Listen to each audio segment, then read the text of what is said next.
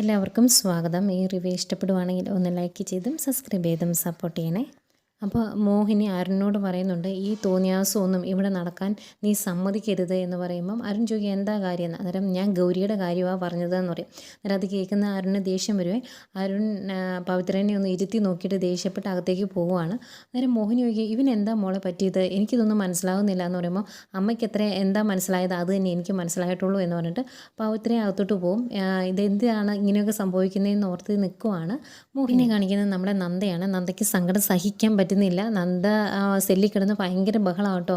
നിങ്ങളൊക്കെ എങ്ങനെ ഇങ്ങനെയൊക്കെ ചെയ്യാൻ പറ്റുന്നു? ഒരമ്മയുടെ കയ്യിൽ നിന്ന് കുഞ്ഞിനെ പിടിച്ചു വാങ്ങുന്നതുകൊണ്ട് നിങ്ങൾ എന്താ ഉദ്ദേശിക്കുന്നത്? ഇതാണോ നിങ്ങളുടെ നീതിബോധം? നിങ്ങളുടെ കമ്മീഷണർ സാറാണ് തെറ്റിയത്, എന്നിട്ട് എന്നെ പിടിച്ച് ജയിലിൽ ഇട്ടേക്കുക, സെല്ലിൽ ഇട്ടേക്കുക എന്നൊക്കെ പറഞ്ഞ് നന്ദ അങ്ങ് ദേഷ്യപ്പെടുവാണ്. സങ്കടമൊക്കെ വരുന്നുണ്ട്. അന്നേരം അവിടെ ഇരിക്കുന്ന പോലീസുകാർ പറയുന്നുണ്ട്, വെറുതെ ബഹളം വെക്കില്ല, ഇങ്ങനെ സൂര്യക്കോട് ഉണ്ടാക്കരുത് എന്ന് പറയുമ്പോൾ നന്ദ തിരിച്ചു ചോദിക്കുന്നുണ്ട്, നിങ്ങൾക്ക് എങ്ങനെ ഇങ്ങനെയൊക്കെ പറയാൻ സാധിക്കുന്നത്? നിങ്ങൾ ഒരു അമ്മയല്ലേ?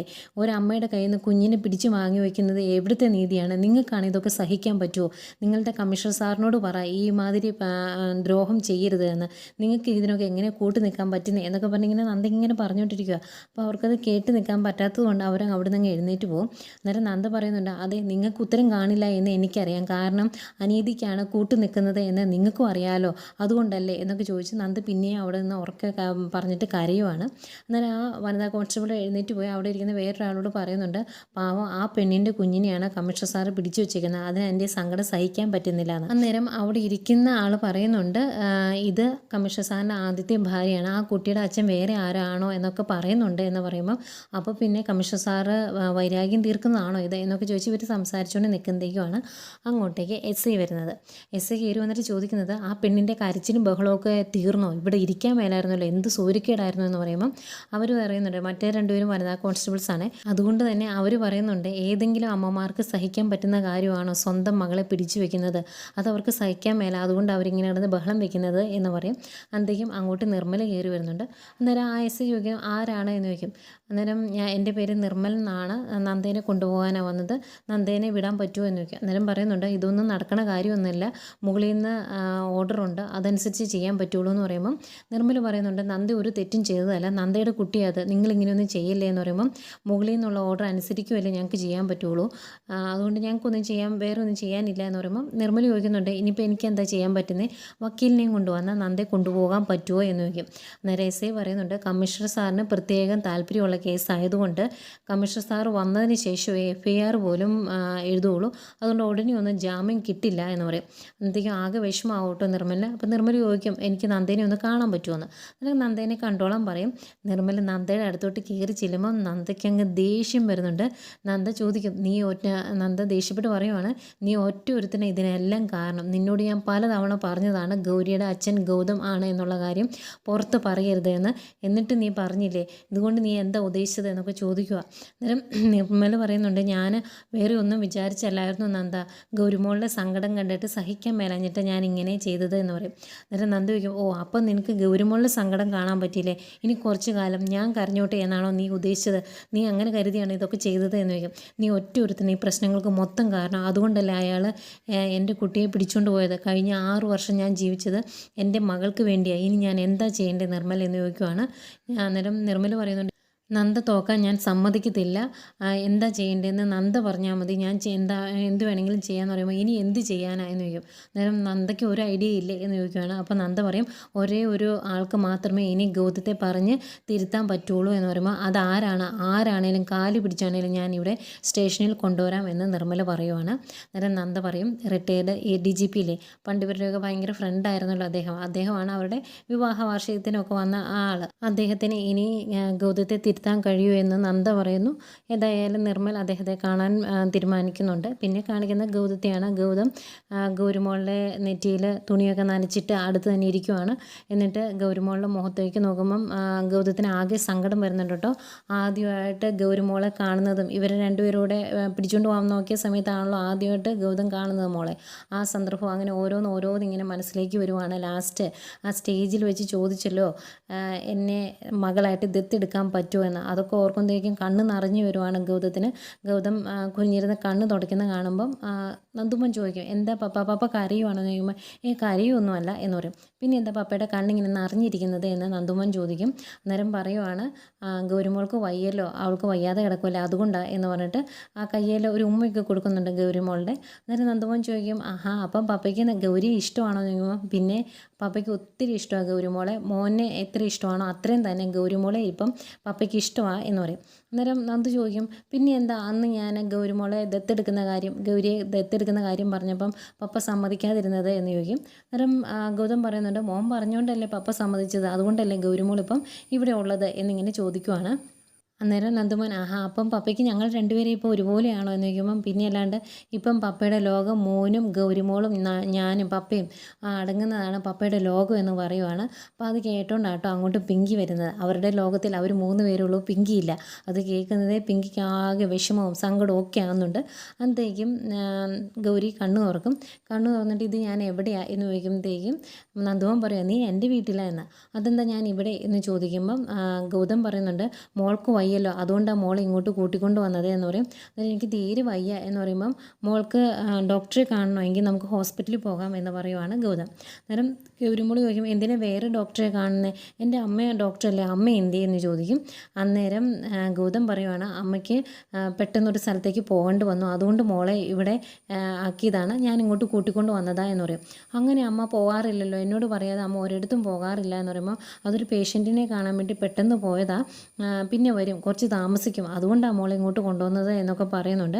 അന്നേരം ഗൗരിമോളി ചോദിക്കും, അപ്പോൾ എൻ്റെ അമ്മ വരുന്നിടം വരെ ഞാൻ ഇനി ഇവിടെയാണോ എന്ന് ചോദിക്കുമ്പോൾ അതെ നീ ഇവിടെ തന്നെയാണ്, ഇനി നമ്മളെല്ലാവരോടും ഒരുമിച്ച് നല്ല രസമായിരിക്കും എന്നൊക്കെ നന്ദുമോൻ പറയുന്നുണ്ട്. അന്നേരം ഗൗതം ചോദിക്കും, മോൾക്ക് വിശക്കുന്നുണ്ടോയെന്ന്. അന്നേരം വിശക്കുന്നുണ്ട്, അമ്മ വരട്ടെ എന്നിട്ട് എന്തെങ്കിലും കഴിക്കാമെന്ന് പറയുക. അന്നേരം നന്ദുമോൻ പറയും, അതെന്തിനാ അമ്മ വരാൻ നോക്കിയിരിക്കുന്നത്, എൻ്റെ അമ്മയോട് പറഞ്ഞാൽ അമ്മ എന്തെങ്കിലും ഉണ്ടാക്കി തരുമല്ലോ, അമ്മയോട് ഞാൻ ബെഡ് റോസ്റ്റ് ഉണ്ടാക്കാൻ പറയാം എന്ന് പറയും. അന്നത്തേക്കും പിങ്കി അങ്ങോട്ട് കയറി വരും. അമ്മ വന്നല്ലോ, അമ്മ ഗൗരിക്ക് വേണ്ടി ബെഡ് റോസ്റ്റ് ഉണ്ടാക്കാവോ, പോയി ഉണ്ടാക്കുമോ അമ്മ എന്ന് പറയും. അന്നേരം ഗൗരിമോൾ ചോദിക്കും, നിനക്കും കഴിക്കത്തില്ല, നമുക്ക് ഒരുമിച്ച് കഴിക്കാമെന്ന് പറയുമ്പോൾ ഞാനും കഴിക്കാം, പോയി ഉണ്ടാക്കാം അമ്മ എന്ന് പറയുമ്പം പിങ്കി ഒന്നും മിണ്ടാതെ ഗൗതത്തിൻ്റെ ഇങ്ങനെ മുഖത്തേക്ക് ഇങ്ങനെ മുഖം വീർപ്പിച്ച് നോക്കുന്നുണ്ട് കേട്ടോ. ഗൗതം മൈൻഡ് ചെയ്യുന്നില്ല, ഇപ്പം ജസ്റ്റ് ഒന്ന് നോക്കിയിട്ട് പിന്നെയും മോളുടെ തലയിൽ നെറ്റിയിൽ തുണിയൊക്കെ ഇട്ടല്ലോ അതൊക്കെ നേരെ ഇട്ടുകൊണ്ടിരിക്കുവാണ്. ഒത്തിരി സങ്കടപ്പെട്ടാണ് പിങ്കി റൂമിൽ നിന്ന് അങ്ങ് ഇറങ്ങി പോകുന്നത്. പിന്നെ കാണിക്കുന്നത് നമ്മുടെ വല്യമ്മയാണ്. വല്യമ്മയ്ക്ക് തീരെ ഇഷ്ടപ്പെട്ടിട്ടില്ല ഗൗരി അങ്ങോട്ട് കൊണ്ടുവന്നത്. അതുകൊണ്ട് തന്നെ വല്യമ്മ പറയുന്നുണ്ട്, നന്ദ ഉദ്ദേശിച്ചെടുത്ത് അവൾ കാര്യങ്ങൾ എത്തിച്ചു, അവൾ ഇതുപോലൊരു നാടകം കളിച്ച് ഇങ്ങനെയൊക്കെ കൊണ്ടെത്തിക്കുമെന്ന് ഞാൻ വിചാരിച്ചില്ല എന്നൊക്കെ ഇങ്ങനെ പറയുക. അന്നേരം പെട്ടെന്ന് ലക്ഷ്മി ചോദിക്കുക, ഇതെന്താ ഏട്ടത്തി ഇങ്ങനെയൊക്കെ പറയുന്നത്, ഗൗതമോൻ അങ്ങനെ ചെയ്തത് അവൻ്റെ ചോരയല്ലേ ഗൗരിമോള്, അവളെ അങ്ങനെ ഉപേക്ഷിക്കാൻ പറ്റുമോ, അതുകൊണ്ടാണ് എന്നിങ്ങനെ പറയും.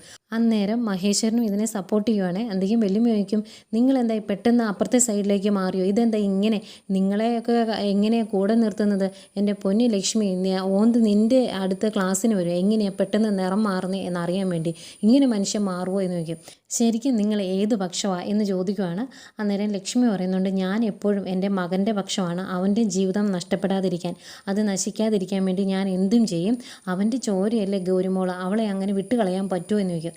അന്നേരം വല്യമ്മ പറയുന്നുണ്ട്, എനിക്കിതൊന്നും വിശ്വസിക്കാൻ പറ്റിയല്ല, ഇതിൻ്റെ അകത്ത് എന്തൊക്കെയോ കള്ളക്കളികളുണ്ട് എന്ന് പറയുവാണ്. അന്നേരം മഹേശ്വരൻ പറയുന്നുണ്ട്, ഗൗതമോൻ അങ്ങനെ വെറും വിഡ്ഢിയൊന്നും അല്ലല്ലോ, അവനൊരു IPS കാരനല്ലേ, അവൻ്റെ ആ സംസാരത്തിൽ അറിയാം, അവനെ ഉറപ്പുണ്ട് അവൻ്റെ ചോരയാണ് ഗൗരിമോളെന്ന്, അത്ര ഉറപ്പില്ലാതെ അവൻ അങ്ങനെ പറയുകയില്ല എന്ന് പറയും.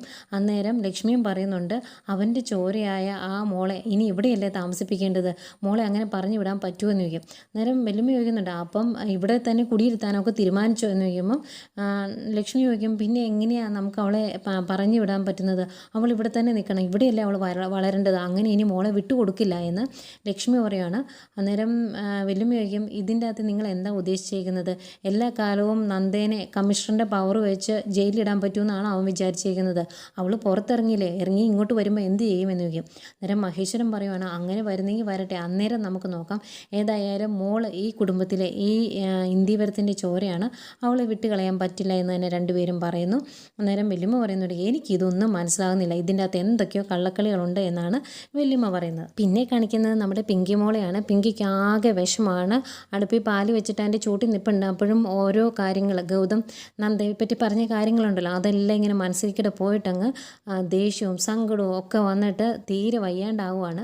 പാല് തിളച്ച് വരുന്നതെങ്കിലും പയ്യെ മാറ്റി വെച്ചിട്ട് അവിടെ നിൽക്കുമ്പോൾ ഇതൊക്കെ ആലോചിക്കുന്നതെങ്കിലും തല കറങ്ങുന്ന പോലെയൊക്കെ തോന്നുന്നു. അപ്പം സാരിയുടെ തുമ്പ് സ്റ്റൗവിൻ്റെ അടുത്തോട്ട് കിടക്കുക കേട്ടോ, സ്റ്റൗ ഓഫ് ചെയ്തിട്ടുമില്ല.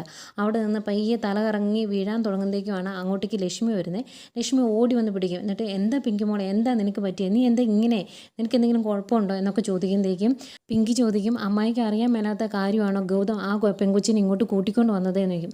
അന്നേക്കും പെട്ടെന്ന് ലക്ഷ്മി അങ്ങ് മലക്കം മറിയാം. ലക്ഷ്മി ചോദിക്കുവാണ്, അതെന്താ മോളെ മോൾ അങ്ങനെ പറയുന്നത്, അത് അവൻ്റെ ചോരയല്ല, അതിനെ ഇങ്ങോട്ട് കൂട്ടിക്കൊണ്ട് വരാതെ പിന്നെ അവൻ എന്താ ചെയ്യുന്നതെന്ന് ചോദിക്കും. അവൻ്റെ ചോരയാണ് എന്ന് അവൻ തിരിച്ചറിഞ്ഞതിന് ശേഷം അതിനെ എങ്ങനെ ഉപേക്ഷിക്കാൻ പറ്റുന്നത്, ഈ വീട്ടിലുള്ള ആർക്കെങ്കിലും അതിന് സാധിക്കുമോ, അവളും ഈ ഇന്ത്യവരത്തിലെ ചോരയല്ലേ, ഞാൻ ഒരുപാട് ആഗ്രഹിച്ചതാണ് എൻ്റെ മകൻ്റെ രക്തത്തിലുള്ള ഒരു കുട്ടിയെ എനിക്ക് ലാളിക്കണം, അവനെ വളർത്തണം എന്നൊക്കെ ആഗ്രഹിച്ചതാണ്, അത് ഈ രീതിയിലാണ് ഈശ്വരൻ സാധിച്ചു തന്നത്, അത് എനിക്ക് കണ്ടില്ലെന്ന് അടിക്കാൻ പറ്റുമോ എന്നൊക്കെ ചോദിക്കുമ്പോഴേക്കും നമ്മുടെ പിങ്കി ചോദിക്കുവാണ്, അമ്മായി ഒരു കാര്യം മറന്നു പോകരുത്, ഞാനും അമ്മായിയുടെ ഒരു കൊച്ചുമകനെ ഗർഭം ധരിച്ച് പ്രസവിച്ചിരുന്നു, ആ കുട്ടിയെ കൊണ്ടുപോയി കൊലയ്ക്ക് കൊടുത്തവളാണ് ഈ നന്ദ, അതൊക്കെ നിങ്ങളങ്ങ് മറന്നുപോയോ എന്ന് ചോദിക്കുവാണ് പിങ്കി.